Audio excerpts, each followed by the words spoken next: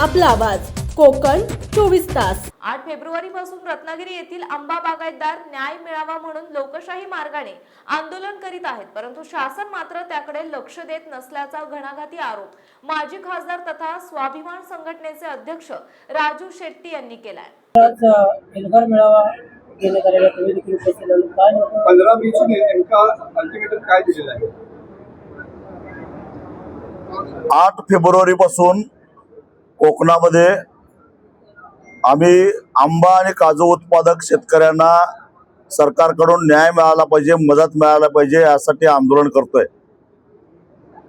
अनेक मेळावे झाले, मोर्चे झाले, 4 तास मुंबई गोवा राष्ट्रीय महामार्ग अडवून बघितला, पण अजूनही सरकारकडून म्हणावा तसा प्रतिसाद नाही। सरकारनं हेक्टरी 22,000 रुपये आंब्याच्या कलमाला जी मदत जाहीर केली आहे ती अत्यंत तुटपुंजी आहे।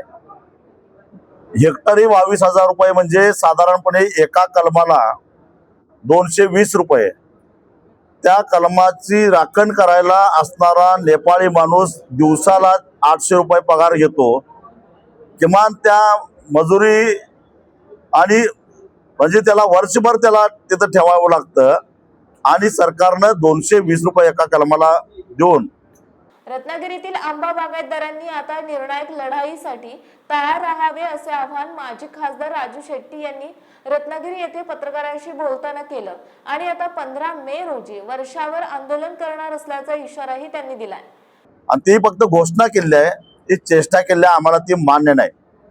कलमाला 5,000 रुपये आंब्याला आणि हेक्टरी 3 लाख रुपये काजूला मदत ही सरकारनं केलीच पाहिजे। विमा कंपन्या विम्याचे पैसे भरून सुद्धा आंबा आणि काजू उत्पादकाला विम्याची संरक्षित रक्कम द्यायला तयार नाहीत। आणि हे सारे प्रश्न असताना आमच्या महाराष्ट्राचे मुख्यमंत्री हे पश्चिम बंगाल, तामिळनाडू, केरळ इकडं लुंगी लावून प्रचार करताना दिसत आहेत। इथं कोकणामध्ये शेतकरी टावं फोडतोय, त्याला आंब्यावर उचल देणारा व्यापारी त्रास देतोय, औषधं उधारीवर देणारा दुकानदार त्रास देतोय। एका आंबा उत्पादकानं आत्महत्या केली तरी सुद्धा ना कोकणातले नेते जागे झाले ना सरकार जागे झालं। हे सगळं बघितल्यानंतर आता आंबा उत्पादक शेतकऱ्यांनी एक अटीतटीची लढाई म्हणून, निर्णायक लढाई म्हणून वर्षा बंगल्यावर 15 मेला धडक द्यायचा निर्णय घेतलेला आहे। आता ही लढाई मात्र आरपारची असेल, आम्ही आता मागे हटणार नाही।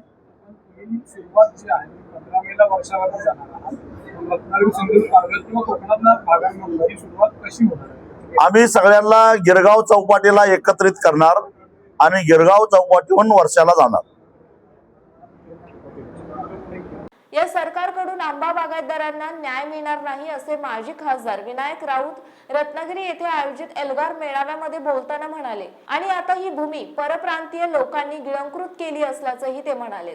उपचाराने हात जोडून आपल्याला यापुढे न्याय मिळणार नाही भावना खऱ्या अर्थाने आता तुमच्या मनामध्ये तयार करावीच लागेल आणि ती झाली तरच भविष्यातल्या आपल्या पिढी। वर्षापूर्वी आम्ही खूप मोठ्या प्रमाणात चळवळ केली। मी खासदार असताना या ठिकाणी पहिल्या टप्प्यामध्ये एमआरजीएसच्या माध्यमातून दुर्लक्ष करून आंबा आणि काजूला जास्त प्राधान्य दिलं। त्यामध्ये आंब्यापेक्षा काजू बागायतीला जास्त प्राधान्य दिलं।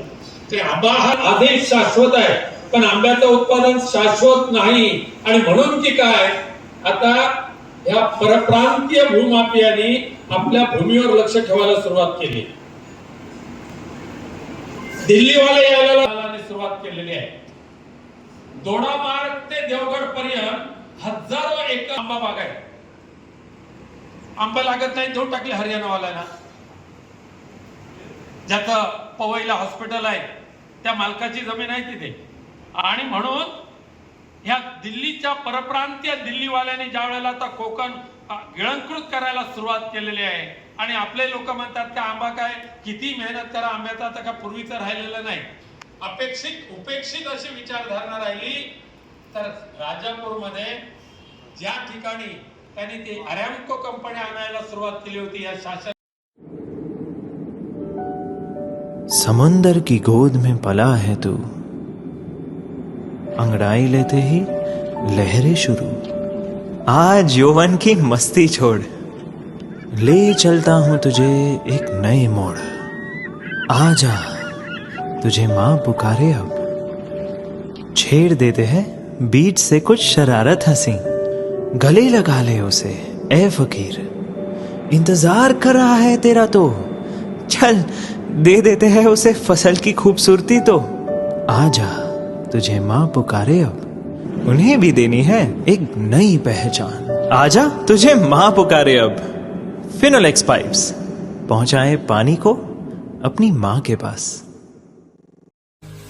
महाराष्ट्रातील तसेच कोकणातील महत्त्वाच्या बातम्या पाहण्यासाठी कोकण 24 तास न्यूज चॅनलला यूट्यूबवर सबस्क्राईब करा आणि बेल आयकॉन प्रेस करा।